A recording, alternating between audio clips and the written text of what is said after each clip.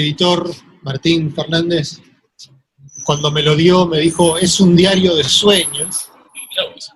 Y bueno, uno a veces se pone a leer a partir de esas cosas que andan en la cabeza. Cierto, ¿no? cierto. Por eso a veces las contraportadas, sí, pero a veces las contraportadas también tienen eso, uno lo van como guiando hacia ciertas lecturas posibles. Y entonces no pude evitar leerlo bajo esa duda, ¿no? Y la lectura tiene mucho que ver con eso, con ambas ideas, la del diario de sueños, sin duda, y la de la novela. Y yo llegué, por tener que llegar a alguna forma de conclusión, si no estaba acá robando no la plata, pero al tiempo, de que sí es una novela. Pero es una novela peculiar, en el sentido de que, antes que nada, tenemos una selección de sueños. O sea, aparte del juego, cuando vean el libro van a ver que hay una serie de máscaras, de instancias de enunciación, por decirlo así. Entonces tenemos una sucesión de sueños presentados como los sueños de un personaje en particular, un escritor. Esos sueños además están comentados. Entonces hay un segundo momento en que el sueño es analizado o comentado. Lo leído simplemente. Y a veces hay hasta una tercera instancia de comentarios. En algún momento de esta sucesión de sueños comentados se estipula que incluso esos comentarios de primer grado, digamos, no son contemporáneos necesariamente, no están sincronizados, por decirlo de esa manera. Entonces, de golpe, esto que parecía una simple sucesión de sueños se vuelve una cosa más poliédrica, digamos, ¿no? Una cosa con más facetas. Y a partir de esa interacción entre esas instancias y planos, es que aparece algo que es de alguna manera una novela, o incluso diría la negación de una novela. Porque al final del libro, espero que no haya gente muy paranoica con los spoilers. Mirá que hay. Bueno, espero que esto no sea un spoiler. Al final del libro, el autor ficcional, que está contándonos sus sueños y comentándolos, nos dice que quedó en eso, que no llega a ser otra cosa, que lo que él buscaba, en tanto sus preocupaciones con la literatura del yo y la autoficción y todo esto, quedan como vacías. Entonces es ese proyecto de novela, de algún modo, el que no se realiza. Mi primera manera de encontrar esa novela tenía que ver con cómo el mundo de la vigilia empieza a ser contado, ¿no? O sea, el narrador, por decirlo así, va contando sus sueños, pero al comentarlos deja entrever elementos de lo que sería su vida, ¿verdad? Claro, de la vida real. La vida que llamamos real, la vigilia, ¿no? Llamamos real, pero es la vigilia. Entonces dije, bueno, lo que está pasando acá seguramente es que pedacito por pedacito, al final vamos a ensamblar este relato. Pero lo que tenemos al final es justamente una negación de esa posibilidad de ensamblar un relato. Entonces se nos escamotea esa novela, o al menos se nos escamotea la percepción de esa vida real que tiene su propio narrador. Pero nosotros la podemos ensamblar como lectores, por aquello de los narradores no confiables, por decirlo de esa manera, ¿no? El narrador nos está contando algo que no necesariamente es mentira. Sí, puede decirte que fracasó y no fracasó. Y no fracasó, o fracasó en su mundo, en su instancia ficcional, digamos. Entonces, bajo todas esas ideas me quedé pensando en cómo funcionaba ese escamoteo, como lo dije. Y hay otra cosa muy evidente. Como los sueños no están fechados, no tenemos todos los sueños, digamos, de este personaje entre, pongamos, marzo y junio de 2020. No, tenemos una selección. Y al seleccionar, ya tenemos un elemento de ficción, por decirlo así, una novelización. Y todos los sueños incluyen escritores. Bueno, ese es el tema, ¿no? O casi todos los sueños, porque hay una regla, digamos. Primero que nada, gracias a todos por estar acá, gracias Ramiro por haber aceptado la presentación, gracias a la Casa de los Escritores, y gracias a Martín Fernández que se mete en estos berenjenales, o tiene estas maravillosas ideas, por ejemplo, de que en junio estemos presentando en la calle, en pleno junio, bueno, hay fuego. Hay fuego, pero es un fuego testimonial, es el fuego de la literatura que realmente no es muy poderoso, vamos a decirlo por ahora, pero no importa, estamos en una visión que puede haber sido, puede ser un sueño esto también, ¿no? Es impresionante, ¿no? Parece un delirio de una mala borrachera, ¿no? De alguien que tomó más vino malo. Pero volviendo, yo lo invité a Ramiro porque es una máquina de hacer teorías y no defrauda a Ramiro, sigue haciendo teorías impresionantes sobre este libro, pero me parece muy, muy preciso esto que acabas de decir de que no tiene fechas, sueños. Eso es una cosa muy sagaz, muy lúcida, porque al principio tenían fechas. Y yo les quité todas las fechas porque así queda más en el aire todo queda en un espacio autónomo de ficción. Y la mejor definición de este libro, hay mucha gente que me ha dicho, yo no puedo leerlo como novela, no es una novela. Hoy Carlos Regerman me decía que para él no era novela, aunque tampoco era un libro de cuentos y no podía ser cuentos encadenados. La mejor definición me la dio María Tena, que dijo, una novela o lo que sea. Yo creo que las novelas son siempre lo que sea. O sea, la idea de la novela como aparato narrativo preciso y redondo es muy decimonónica, si se quiere, ¿no? A partir de, no sé, algún momento en los años 20 o quizá antes, las novelas, 20 del siglo XX, las novelas se vuelven lo que uno quiere, ¿no? Desde Ulises en adelante, o quizá antes. Así que para mí una novela, lo que sea, es una obra de una novela. Entonces, insisto en que para mí es una novela, o me dejé llevar por ese debate, y así lo leí, y así fue como me llegó a conquistar el libro. O sea, es difícil escribir sueños, es difícil interesar a la gente con los sueños. Yo me levanto y le digo a Fiorella, a mi esposa, soñé que, y ya le veo la cara de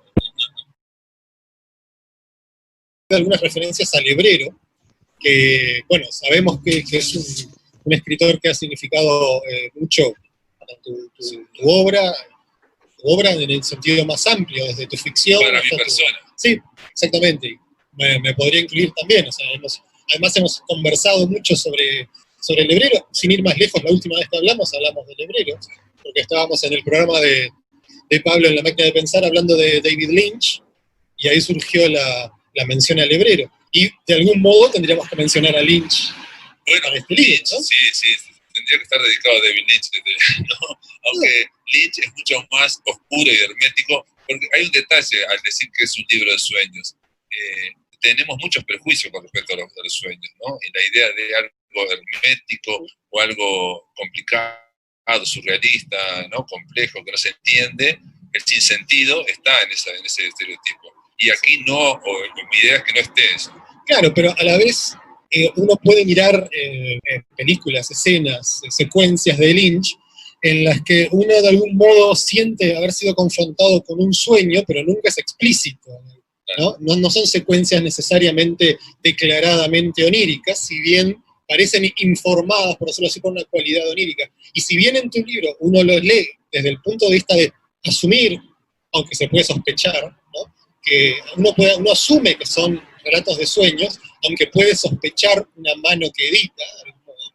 Entonces también opera esa suerte de instancia puede ser un sueño, quizá no lo sea, quizá está en esa zona, por decirlo así, intermedia, que de alguna manera es más interesante y tiene antecedentes a lo largo de toda la historia de la literatura. Pero, por ejemplo, el Asno de Oro de Apuleyo, con su conversión de este personaje en asno por haber vislumbrado un ritual mistérico de Isis y tal, o Alicia en el País de las Maravillas, o mismo Twin Peaks, en el momento en que aparecen esos personajes como por ejemplo David Bowie en la película Fuego camina conmigo, o Mónica Bellucci en la tercera temporada diciendo, esto es un sueño, ¿no? Sí, dejando siempre, vivimos dentro de un sueño. Y dejando abierta esa pregunta de quién es el que sueña. Y cuando yo había empezado a leer este libro, y creo que iba por un cuarto del libro, me estaba, llamémoslo de formación personal, anotando ideas, ¿no? para robártelas, por supuesto. Ahí pensaba, bueno, yo cuando sueño, siempre sueño que soy yo, ¿no? ¿Quién es el sujeto del sueño? Y a veces quizá uno sueña como que es una especie de... Vamos a dejar pasar el ruido. Esto es parte de la banda sonora sí, que Vinceana. y Martín Fernández se están poniendo acá. Ahí está. Un gran trabajo de edición. Totalmente, ahí se va. Podríamos poner un zumbido linchiano. Es, ¿no? El ruido incidental. El rum. Bueno, yo quería decir también que cuando arranqué con esta historia, le puse proyecto de ficción para no meterme en embarcarme en la onda novela. Como si le pones novela, parece que ya... Te vas encaminando. Sí, no. Y me olvidé lo que iba a decir. No sé, que estabas robando ideas de algunos sueños. No, claro, la idea de quién sueña. En algunos sueños, o al menos me pasa a mí, yo sueño como que soy el ojo o la cámara. Sí, omnisciente. ¿No? Como ese sueños en tercera persona, digamos. Claro. También hay sueños que son como los videojuegos en primera persona, que uno anda por un mundo y lo va observando. Pero, ¿qué es lo que nos da la certeza de ser nosotros? ¿O cuál es el valor, el significado de ese nosotros en los sueños?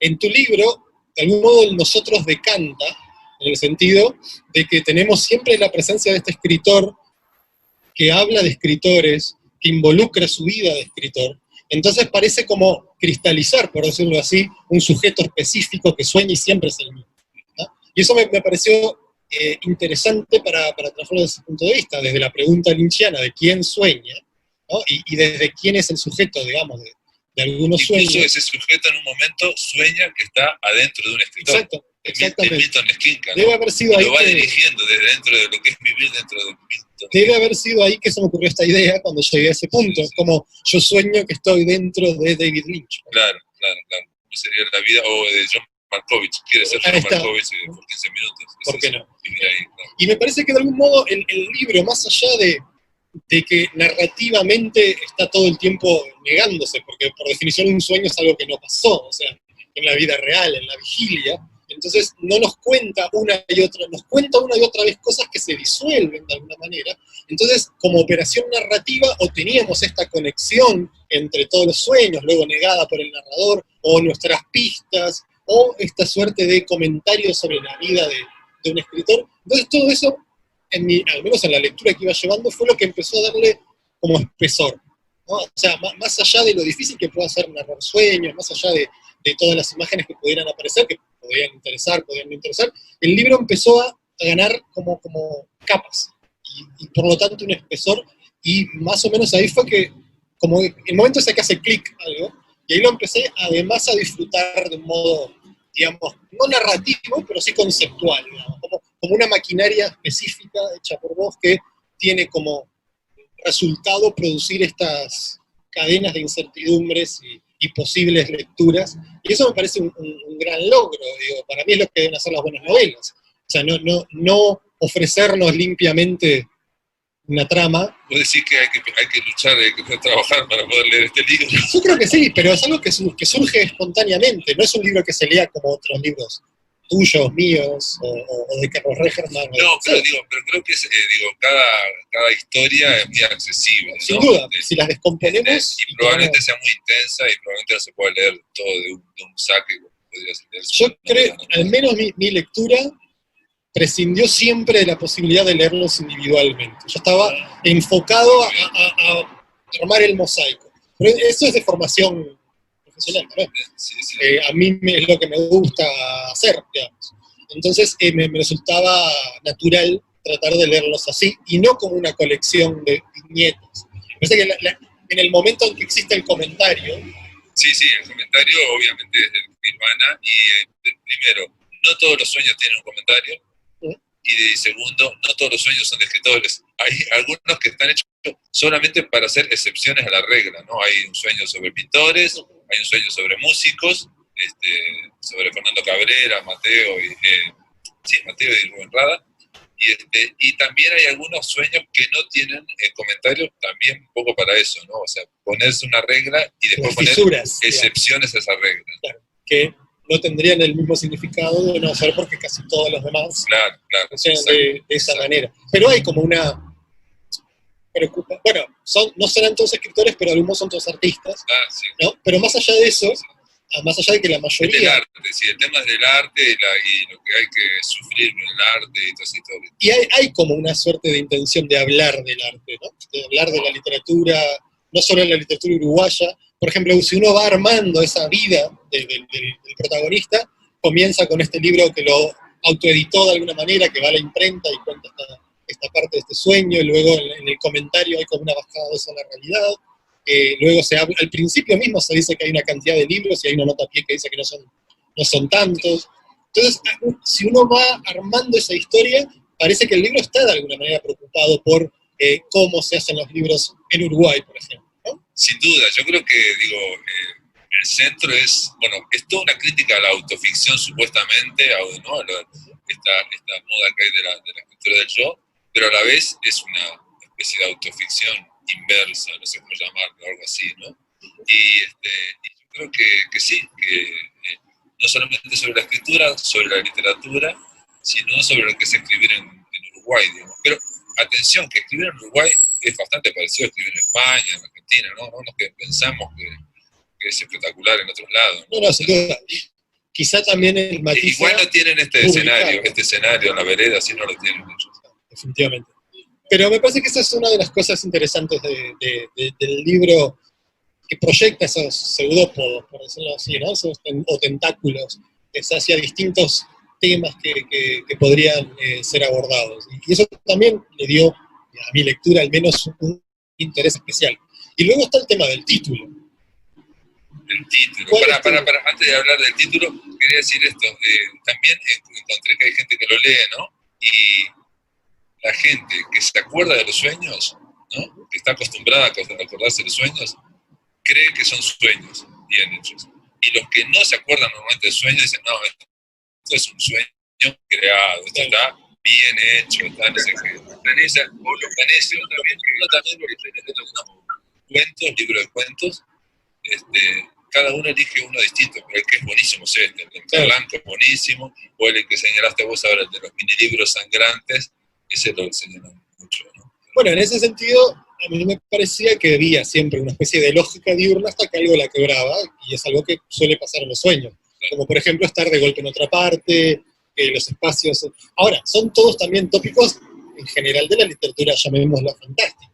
Sí. Así que en principio podríamos leerlo también, es una colección de cuentos fantásticos. Hay un sueño, hay un episodio que no es ni de artista ni nada, porque es con Chávez, ¿no? O con una especie de político el del Caribe.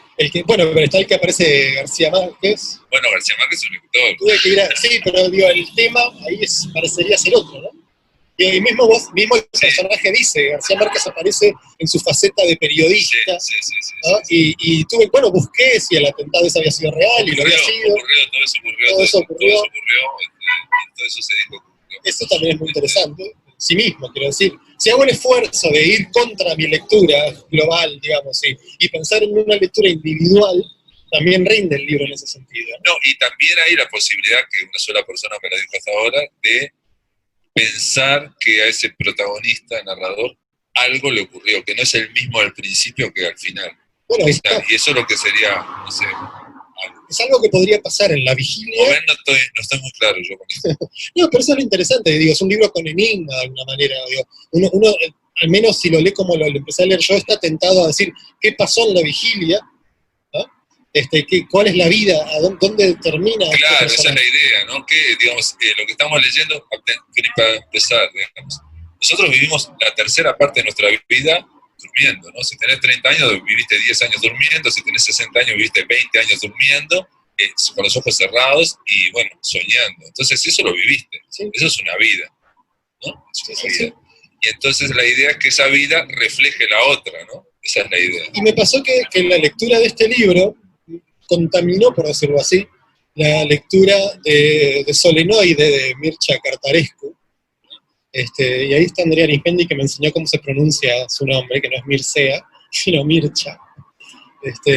Y hay un momento en Solenoide que Cartarescu se pone a citar, digamos, el personaje de Cartarescu se pone a citar sueños que él recuerda, que él registra, y dice bastante claramente algo que podría servir de puerta de entrada a tu libro, y es cómo la vida, desde un punto de vista muy, muy gnóstico que tiene el narrador de Solenoide, parece estar llena de pistas y de piezas de rompecabezas que uno tiene que terminar uniendo en el momento de la muerte, ¿no? Y ahí pasa o no la prueba. Un tema absolutamente gnóstico, ¿no? Sí, sí. Pero esa idea de que los sueños pueden tener estas piezas, entonces muchas veces al pasarlos por alto, al no relacionarlos, entonces estaba leyendo y en un momento me empezó a aburrir todos estos parrafitos de sueños, porque hay muchas historias en juego en este libro, entonces quería irme a algunas de esas otras historias. Entonces cuando empezaban a abundar estos parrafitos de sueños, decía, bueno, ¿qué hago? ¿Salteo? Y pensé, no, este chiste de la pieza perdida debe tener algo que ver. Es ese tipo de lectura paranoica, digamos, que me parece que libros así fomentan de alguna manera. Y eso es un poco la gracia. Al menos yo los leo así, tratando de ver de qué me estoy perdiendo, tratando de ser el detective, ¿no? Primero que nada quiero saludar a Ana Vidal, que está allá en Londres, a saludarla que está viéndonos, y a María Tena también que está allá en España. Y segundo, sí, es cierto que los sueños siempre dan la sensación de que son signos de otra cosa, pero que no sabemos, siempre estamos muy próximos a eso y no lo sabemos. Y después hay un poeta argentino que decía, todos los sueños que soñás son interesantes para vos. Empiezan a dejar de ser interesantes cuando lo contás a los otros. Ese es el problema. No lo decía, no lo estoy diciendo yo, pero lo decía poéticamente, ¿no? Y sí, yo he leído libros de sueños de Graham Greene, por ejemplo, y son súper aburridos, o sea, no me engancharon tanto.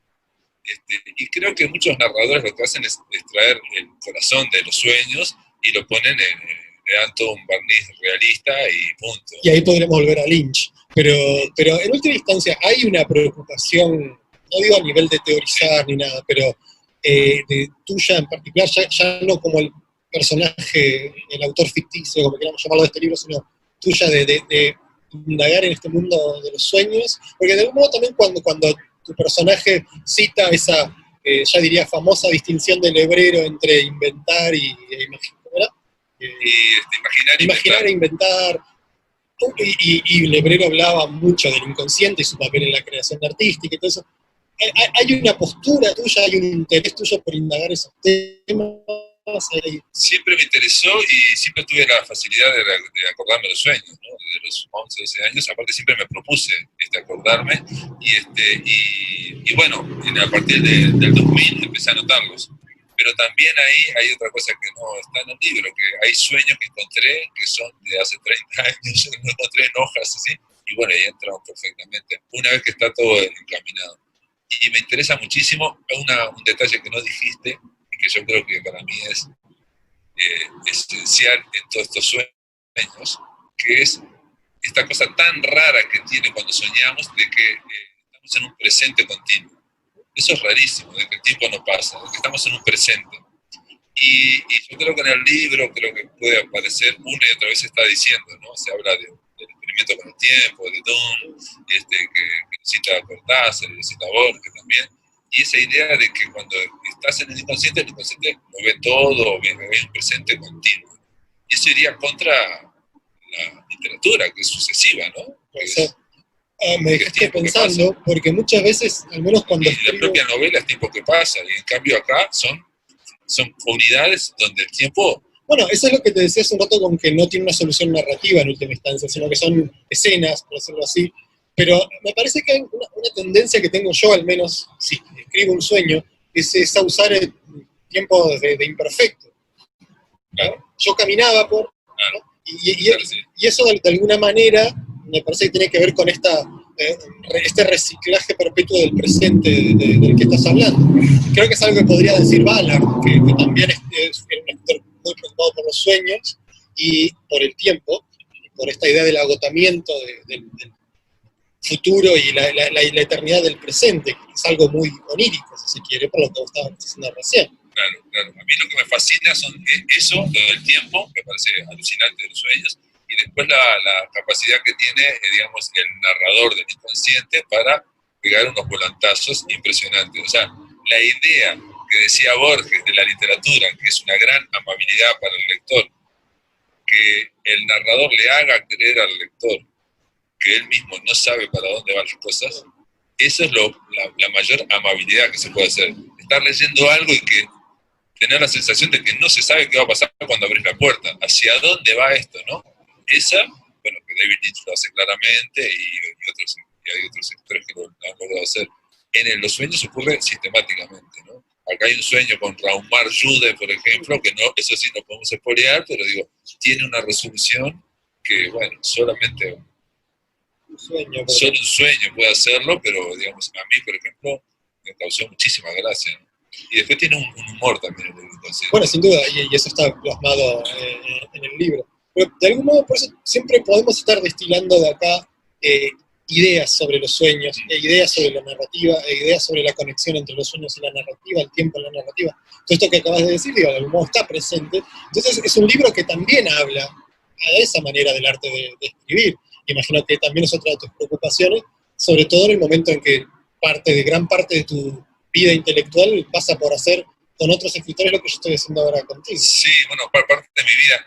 Yo siempre cuando empecé el tema del periodismo cultural, de la radio, que es allá hace 15 años, estoy entrevistando a escritores de lunes a viernes 1 hora, siempre me preocupé un detalle, que es una boludez, que es no meter algo que vos sí haces en tu narrativa y de una moda que te encanta hacer, que es el tema de referencias literarias, referencias conscientes literarias, escritores, Yo no quería meterme en ese aparato, no quiero ser referencia, no sé cuánto. Pero, como todos tienen sus cosas, el hecho de estar siempre hablando con escritores hizo que empezara a soñar con escritores. Y entonces las referencias a escritores o a literaturas o a ideas literarias vienen a través de eso, ¿no? Entonces aquí este libro tiene muchas en ese sentido. De manera explícita, de manera esto que explícita hablamos, o lo de Cortázar en Berkeley también, yo qué sé, cosas así que sí. No lo hubiera puesto nunca. No, y de algún modo, por ejemplo, no sé cómo estamos de tiempo, Martín, si ya estamos 5 más. Capaz que sería mejor, no sé si se acostumbra en esta modalidad que hace preguntas del público, quizá. Porque yo iba a hablar nomás del sueño en el que aparece Bolaño, que me gustó. Dale, a ver. No, que ahí me sonó. Le gustó a Cecilia Ríos. Sí. Pero Cecilia Ríos me dijo que no le gustó.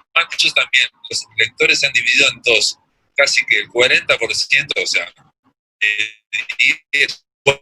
dijeron que no les gustaban las notas porque les sacaba poesía.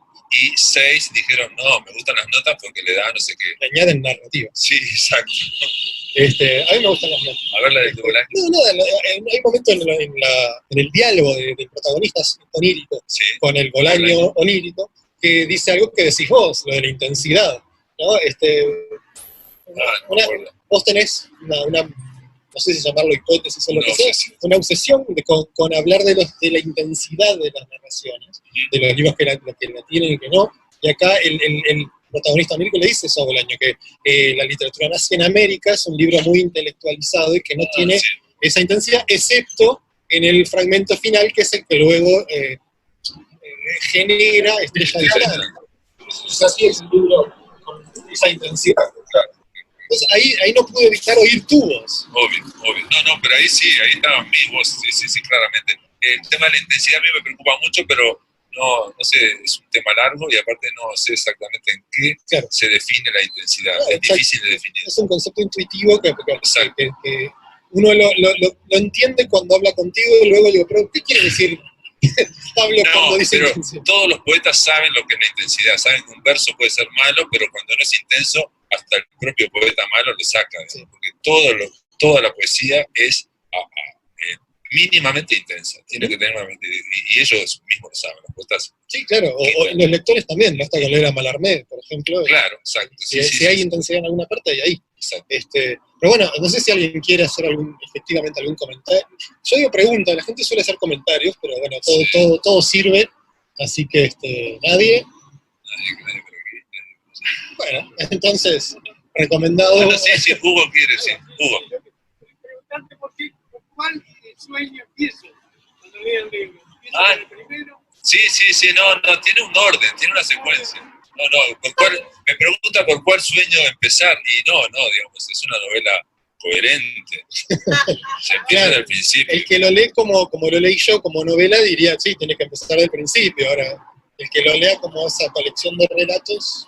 Sí, sí. Bueno, y debe haber alguien que lo... Es que, yo leo las colecciones de relatos en orden. Yo también, Me cuesta romperlas. me marea un poco. Sí. Y para terminar, te ibas a afrontar el run de las cosas. Y No, yo tenía mi propia hipótesis que también lo vinculaba al libro, quizá mi libro favorito de Fresán, que es La velocidad de las cosas. Hay una canción de Bowie que se llama La velocidad de la vida, y es esa sección de el tiempo con el que pasan las cosas, el ritmo, la cadencia de las cosas, y en un libro que de algún modo hace esa distinción, dándole igual realidad a las cosas que pasan en el mundo de la vigilia y las cosas que pasan en el mundo de los sueños. Quizá la diferencia está en que en el mundo de los sueños esa cadencia, ese ritmo es distinto al de la vigilia, pero ambos son parte de esta velocidad de las cosas en la vida.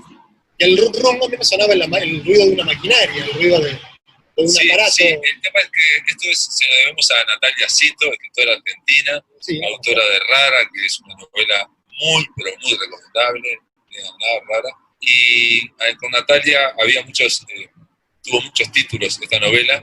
Cuando se presentó al MET, que ganó el tercer premio como la novela onírica. muy libreriana, ¿no? Sí, después cambió bueno, antes se llamaba El libro de los sueños reales. Antes, cuando yo la empecé a escribir, se llamaba Sobre el realismo onírico. Tenía un nombre de ensayo espantoso, pero para mí me servía, Sobre el realismo onírico. Y después cambió a La raíz de todas las cosas, ¿no? La raíz de todas las cosas. Y se lo di a Natalia, y Natalia dice, todo lo que está pasando en este libro tiene que ver con los escritores, con lo que está pasando a torno a la escritura, y es como el rum de la mente del escritor. Y yo estaba el rum de la mente, perfecto, Natalia. Bueno, pero por eso, a mí me evoca esa idea de un mecanismo, de una maquinaria, algo que está funcionando y hace rum. Run, como no. Como Rand, incluso cuando yo tenía una computadora en los años 80 que tenía un lenguaje de programación que se llamaba Basic, ya existe. Entonces cuando vos escribías el programa, le dabas run, y el programa se ejecutaba. Entonces es como que termina uno de leer, le da a ejecutar. No sé, se me acaba de ocurrir. Impresionante, Ramiro Sánchez es una máquina, realmente, siempre está... Un mundo de teorías. Sí, una máquina de hacer teorías. Nada, gracias Pablo por el placer. Un placer. Gracias a todos por estar acá. Lean el libro, cómprenlo. Y gracias a los que están del otro lado.